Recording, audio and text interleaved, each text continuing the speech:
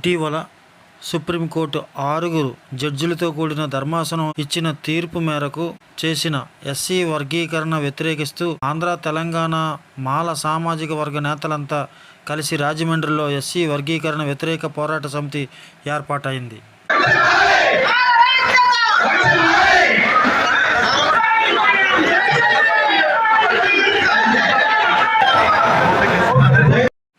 ఈ సందర్భంగా సమితి కన్వీనర్గా మాజీ ఎంపీ హర్ష్ కుమార్ ఏకగ్రీవ తీర్మానంతో ఎన్నుకోబడడం జరిగింది.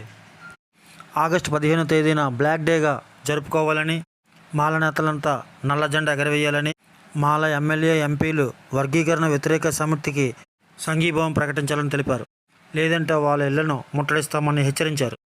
మరిన్ని విషయాలు ఆయన మాటల్లోనే విందాం. ప్రముఖ న్యాయవాదులు ఎవరున్నారో వాళ్ళతో కమిటీని ఏర్పాటు చేయమని మరి మేము కోరుకుంటున్నాం.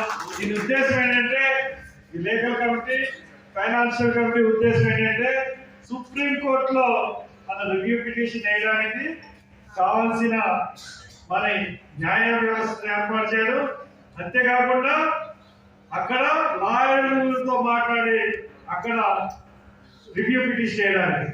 కాబట్టి అది 4వ పాయింట్. అలాగే పోరాట కమిటీలో రాష్ట్ర కమిటీలో మరి అలాగే ప్రతి జిల్లా నుంచి కూడా 1-2 ఉంటారు.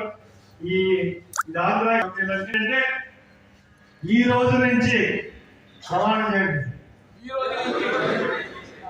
మీ ఎవ్వరం కూడా మా జాతి సభ్యులను ఎవరిని కూడా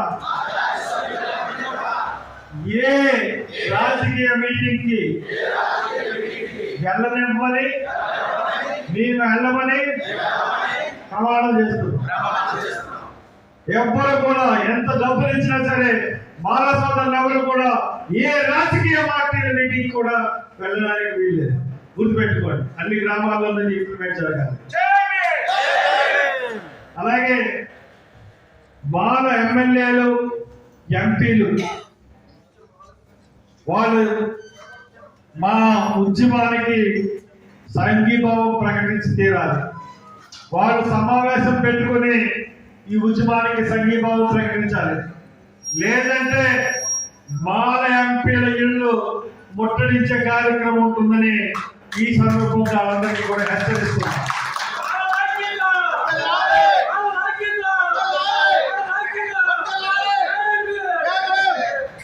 ఇంకొక ముఖ్యమైన బ్లాక్ డేగా పాటించబోతుంది.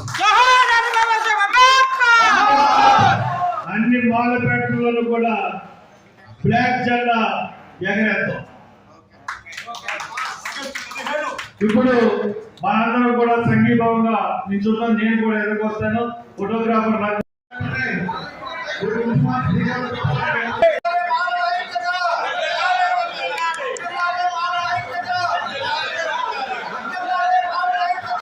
పోరాట సమితి హర్ష్ కుమార్ గారు పిలుపు మేరకు రాజమండ్రిలో ఒక సభ పెట్టడం జరిగింది. అది ముఖ్యాంశం మీ అందరికీ తెలుసు. మాలల్ని తొక్కుపెట్టడానికి రాష్ట్ర వ్యాప్తంగా ఫోరం కమిటీ, రాష్ట్ర, జిల్లా, మండలాల స్థాయిలో కమిటీలు ఏర్పాటు చేయడం, మాల సామాజిక వర్గం నేతలంతా ఏ రాజకీయ పార్టీ కార్యకలాపాల్లో పాల్గొనకుండా ఉండాలని తీర్మానించారు. ఆంధ్ర, తెలంగాణ నుంచి మాల నేతలు పాల్గొన్నారు.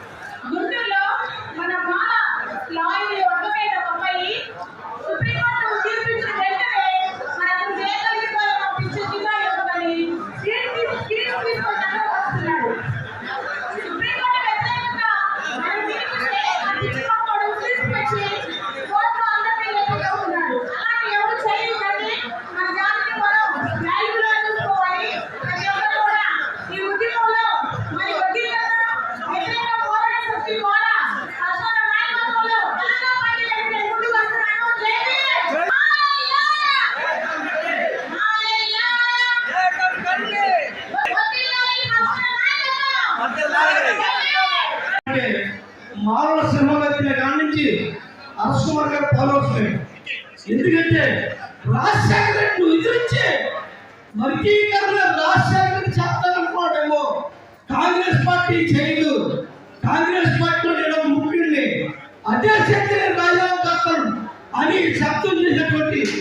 హర్షవర్ధన్ గారు ఈ రోజు రాష్ట్ర వ్యాప్తి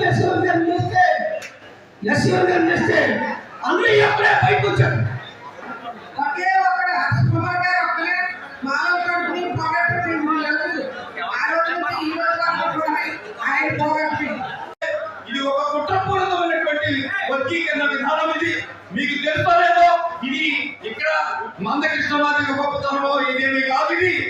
ఇది పంజాబ్ స్టేట్ వర్సెస్ దేవేంద్ర సింగ్ అనేటువంటి వాడు వేసినటువంటి ఒక పిటిషన్.